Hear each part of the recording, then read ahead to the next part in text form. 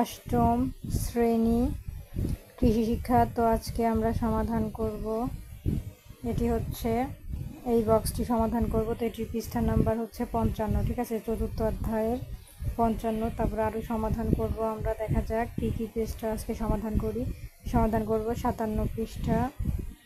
তারপরে আমরা সমাধান করব নেক্সটে 58 পৃষ্ঠা।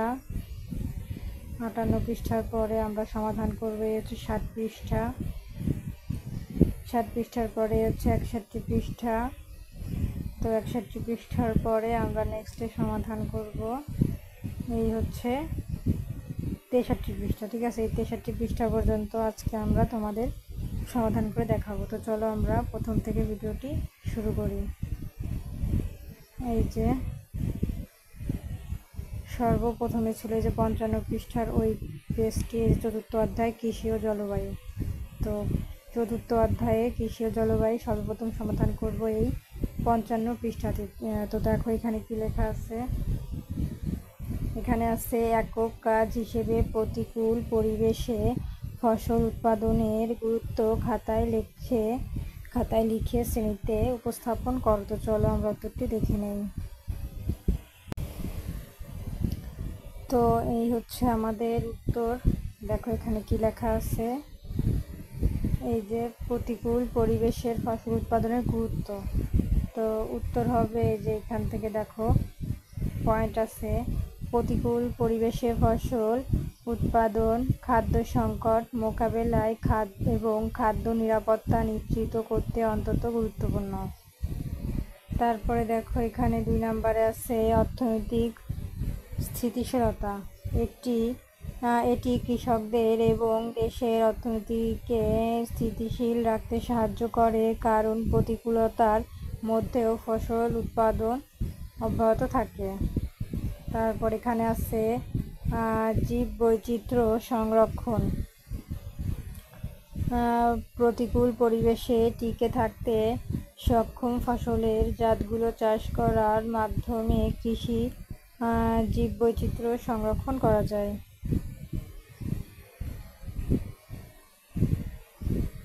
তারপরে দেখো এখানে আছে এই যে নতুন প্রযুক্তির বিকাশ। প্রতিকূল পরিবেশের চ্যালেঞ্জ মোকাবেলায় নতুন কৃষি প্রযুক্তি ও পদ্ধতি উদ্ভাবন ও প্রয়োগের সুযোগ তৈরি হয়। তারপর আছে জলবায়ু পরিবর্তনের সাথে খাপ খাওয়ানো। এটি কৃষকদের জলবায়ু পরিবর্তনের প্রভাবের সাথে খাপ খাইয়ে নিতে এবং পরিবর্তিত পরিস্থিতিতেও উৎপাদন চালিয়ে যেতে হয়। তো চলো আমরা নেক্সট পেজে চলে যাই। তো দেখো আমাদের কিন্তু এটি কমপ্লিট হয়ে গেছে। তো এখন আমরা চলে যাব নেক্সট পৃষ্ঠা কত আমাদের 57। তো নেক্সট পৃষ্ঠা 57 এখানে কি আছে দেখো। এখানে দেখো বলা হয়েছে এই যে শিক্ষার্থীরা দলে ভাগ হয়ে খরা এড়াতে সক্ষম বা এরা সহনশীল ফসলের জাতের তালিকা তৈরি করে শ্রেণীতে উপস্থাপন করো। তো চলো আমরা উত্তরটি দেখে নেই। তো এই ছিল আমাদের উত্তর। দেখো খরা সহনশীল ফসলের কিছু সাধারণ বৈশিষ্ট্য হলো ছোট সরু বা পেঁচানো পাতা বা বাষ্পীভবন কমায়, মাটির গভীরে মূল যায় না, যা সীমিত জলের সদ্ব্যবহার করতে সাহায্য করে, কম তাপমাত্রা এবং দিনের দৈর্ঘ্য ও ফুল আসে। এখানে কয়েকটি খরা সহনশীল ফসলের জাতের তালিকা তৈরি দেওয়া হলো। ধান, ধান 56, ধান 57, গম কিছু বিশেষ জাত, জোয়ার তাপ ও খরা সহিষ্ণু, কুল কিছু বিশেষ জাত, তরমুজ কিছু বিশেষ জাত। তারপরে এখানে অন্যান্যতে আছে দেখো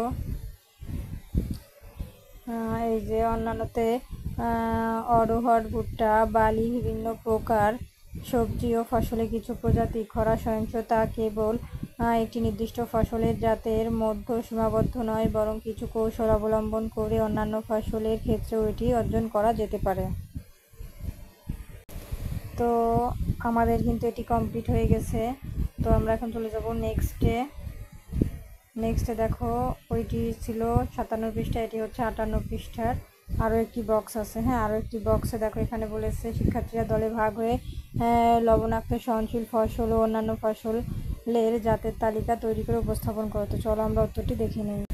তো এই হচ্ছে উত্তর, দেখো এই হচ্ছে প্রশ্নটি, আর উত্তর হচ্ছে এই যে লবণাক্ততা সহনশীল ফসল বৃধান 40, বৃধান 41, বিনা ধান 7, বিনা ধান 10।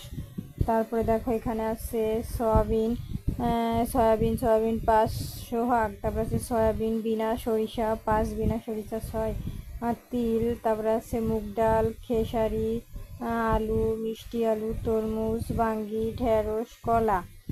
তারপরে নেক্সটে আছে দেখো এই যে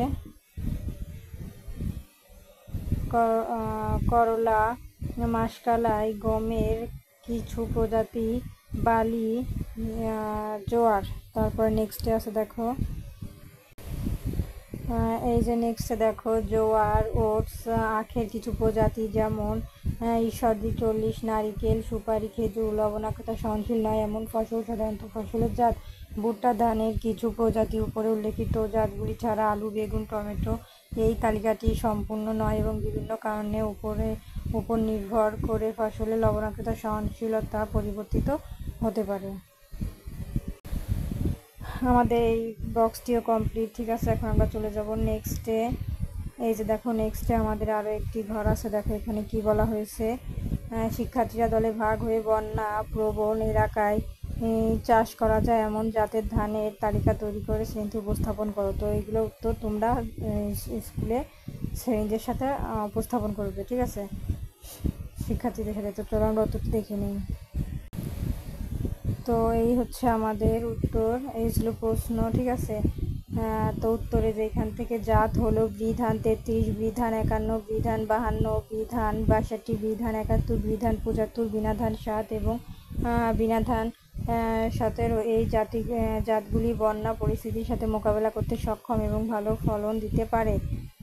বন্যা প্রবণ এলাকায় চাষ করার জন্য কিছু ধানের জাতের নিচে উল্লেখ করা হলো। বৃধান 33 একটি স্বল্প জীবনকালীন জাত এবং বন্যার পানি নেমে যাওয়ার পর দ্রুত রোপণ করা যায়। বৃধান 51 ও বৃধান 52 এই দুটি জাতই বন্যা সহিষ্ণু এবং আমন মৌসুমে চাষের জন্য উপযোগী। বৃধান 62 ও বৃধান 71 এই জাতগুলিও বন্যা প্রবণ এলাকার জন্য উপযোগী এবং ভালো ফলন দিতে সক্ষম। তারপরে বৃধান 62 ও বৃধান 71 এই জাতগুলি বন্যা প্রবণ এলাকায় উপযোগী এবং ভালো ফলন দিতে পারে। বৃধান 75 এটি একটি স্বল্প জীবনকালীন জাত এবং বন্যার পর দ্রুত রোপণ করে ভালো ফলন পাওয়া যায়। তারপরে যে বিনা ধান 7 ও বিনা ধান 17 এই জাতগুলিও বন্যা প্রবণ এলাকার জন্য উপযোগী এবং রোপণ ও সরাসরি বপন উভয় পদ্ধতিতে চাষ করা যায়। স্থানীয় কিছু জাত যেমন BR22, BR23, বৃধান 46, বিনা শাইল এবং নাইজার শাইল বন্যা পরবর্তী সময়ে রোপণের জন্য নির্বাচন করা যেতে পারে। বন্যা পরিস্থিতি বিবেচনা করে কৃষকদের উচিত তাদের এলাকার জন্য উপযুক্ত জাত নির্বাচন করা। আকসিম বন্যা প্রবণ এলাকার জন্য এক ধরনের জাত এবং দীর্ঘস্থায়ী জলাবদ্ধতা প্রবণ এলাকার জন্য অন্য ধরনের জাত নির্বাচন করতে হবে। এছাড়া কিছু বিষয় মনে রাখতে হবে। বন্যার পানি নেমে যাওয়ার পর দ্রুত চারা রোপণ করতে হবে। রোপণের সময় প্রতি গোছায় 4 থেকে 5টি চারা রোপণ করা ভালো। রোপণের দূরত্ব 20 × 15 সেমি রাখা যেতে পারে। তো আমাদের এটিও কিন্তু কমপ্লিট হয়ে গেছে। এখন আমরা চলে যাব পরবর্তীতে 61 পৃষ্ঠার সমাধানে। দেখো 61 পৃষ্ঠায় বলা আছে শিক্ষার্থীরা এককভাবে বন্যার সময় পশু পাখি পালন ও রক্ষার উপায় খাতায় লিখে এবং শ্রেণীতে উপস্থাপন করবে। তো চলো আমরা উত্তরটি দেখে নিই। তো এই ছিল উত্তর, এই হচ্ছে প্রশ্নটি, আর উত্তর হচ্ছে এই যে উঁচু স্থানে সরিয়ে নিন এবং এখানে বলেছে বন্যা আসার পূর্বাভাস পেলে যদিও গবাদি পশু, হাঁস, মুরগি এবং অন্যান্য পোষা প্রাণীকে উঁচু জায়গায় সরিয়ে নিন। কাছাকাছি আশ্রয় কেন্দ্র থাকলে সেখানে নিয়ে যান। তারপরে বলেছে খাবার ও পানির ব্যবস্থা, পশু পাখিদের জন্য পর্যাপ্ত শুকনো খাবার ও বিশুদ্ধ পানির ব্যবস্থা করুন। বন্যার পানিতে দূষিত খাবার বা পানি থেকে রোগ ছড়াতে পারে। তারপরে বলেছে সুরক্ষিত স্থান তৈরি করুন। বন্যায় কবলিত এলাকায় কাছাকাছি উঁচু স্থানে তাদের থাকার জন্য স্থায়ী ছাউনি তৈরি করুন। চিকিৎসা ব্যবস্থা, পশু পাখিদের রোগের প্রাদুর্ভাব দেখা দিলে দ্রুত পশু চিকিৎসকের পরামর্শ নিন এবং প্রয়োজনীয় ওষুধপত্রের ব্যবস্থা করুন। তারপরে দেখো এখানে বলেছে উদ্ধার কার্যক্রমে সহায়তা। বন্যা কবলিত এলাকা থেকে পশু পাখি উদ্ধার করার জন্য স্বেচ্ছাসেবক বা কর্তৃপক্ষের সাথে সহযোগিতা করুন। তারপরে এখানে বলেছে সচেতনতা তৈরি করুন। এই যে সচেতনতা তৈরি করুন, আপনার এলাকার মানুষকে পশু পাখির রক্ষার সচেতন তৈরি এবং তাদের প্রয়োজনীয় পরামর্শ দিন। গ্রামীণ কল্যাণের সংস্থাগুলোর সাথে যোগাযোগ, স্থানীয় প্রাণী কল্যাণ সংস্থাগুলোর সাথে যোগাযোগ করে প্রয়োজনীয় সহযোগিতা নিন। নিরাপদ আশ্রয়ের সন্ধান, বন্যার পানিতে নেমে গেলে পশু পাখিকে তাদের স্বাভাবিক আবাসস্থলে ফিরিয়ে নেবার আগে নিরাপদ আশ্রয়ের সন্ধান করুন। তো আমাদের এটি কিন্তু কমপ্লিট। এখন আমরা চলে যাব নেক্সটে। দেখা যাক নেক্সটে আমাদের কি আছে। নেক্সটে দেখো আমাদের এখানে আরও একটি বক্স আছে, তার আগে আমি দেখে নিই আর এখানে কয়টি আছে।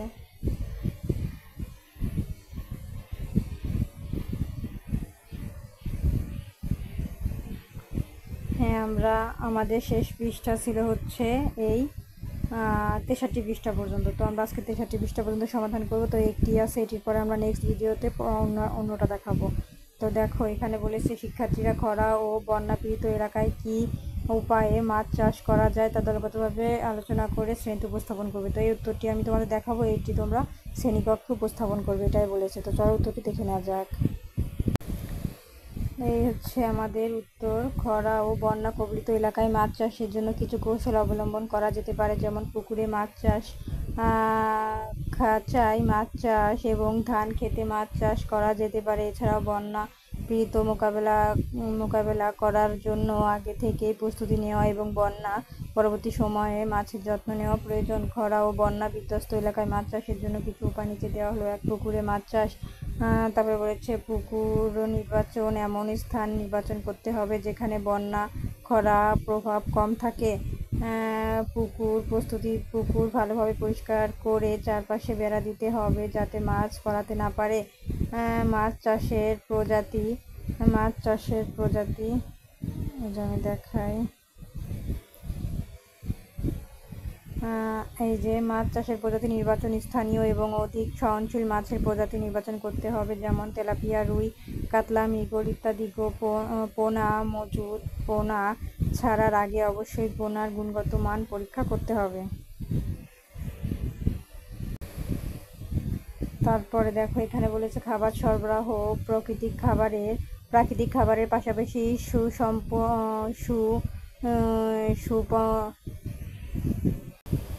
সম্পূরক খাদ্য সরবরাহ করতে হবে। তারপরে বলেছে পানির গুণাগুণ রক্ষা, নিয়মিত পানির গুণাগুণ পরীক্ষা করতে হবে এবং প্রয়োজনীয় ব্যবস্থা নিতে হবে। মাছের রোগ প্রতিরোধের জন্য প্রয়োজনীয় ব্যবস্থা।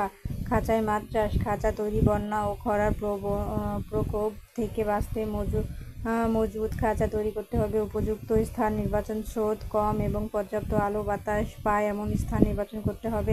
উপযুক্ত মাছ নির্বাচন, ছোট এবং দ্রুত বর্ধনশীল মাছ নির্বাচন করতে হবে। নিয়মিত পরিচর্যা, খাঁচার মাছের নিয়মিত খাবার ও পরিচর্যা করতে হবে। ধান খেতে মাছ চাষ, সমন্বিত চাষ, ধান চাষের পাশাপাশি মাছ চাষ করা একটি লাভজনক পদ্ধতি। উপযুক্ত স্থান নির্বাচন, যে জমিতে পানি জমে থাকে সেখানে এই পদ্ধতি মাছ চাষ করা যায়। তারপর আছে নির্বাচন করতে হবে সার ও কীটনাশক ব্যবহারে সীমিত করা। ধান খেতে সার ও কীটনাশকের ব্যবহার ক্ষেত্রে সতর্ক থাকতে হবে। 4, বন্যা পীড়িত মোকাবেলা প্রস্তুতি। বন্যা আসার আগেই পুকুরে পাড় উঁচু করা, জাল দিয়ে ঘিরে দেওয়া এবং মাছকে নিরাপদ স্থানে সরিয়ে নেওয়ার ব্যবস্থা করতে হবে। বন্যা পরবর্তী যত্ন বন্যা চলে গেলে পুকুর পরিষ্কার করে মাছের যত্ন নিতে হবে এবং প্রয়োজনীয় খাবার সরবরাহ করতে হবে। অন্যান্য বিষয় সরকারের সহযোগিতা, মাছ চাষের জন্য সরকারের বিভিন্ন সহায়তা এবং প্রশিক্ষণ কর্মসূচিতে অংশ নিতে হবে। সচেতনতা বৃদ্ধি, স্থানীয় জনগণকে মাছ চাষ সম্পর্কে সচেতন করতে হবে। এই উপায়গুলো অবলম্বন করে খরা ও বন্যা কবলিত এলাকায় মাছ চাষ করে অর্থনৈতিকভাবে লাভবান হওয়া সম্ভব। তো এই ছিল আমাদের আজকের মতন সমাধান। তো পরবর্তী ভিডিওতে এইখান থেকে শুরু করব। তো পরবর্তী ভিডিওতে 65 পৃষ্ঠা থেকে শুরু করব। তো আজকের মতো এই পর্যন্তই। দ্বিতীয় পর্ব দেখার জন্য অবশ্যই সাবস্ক্রাইব মাই চ্যানেল।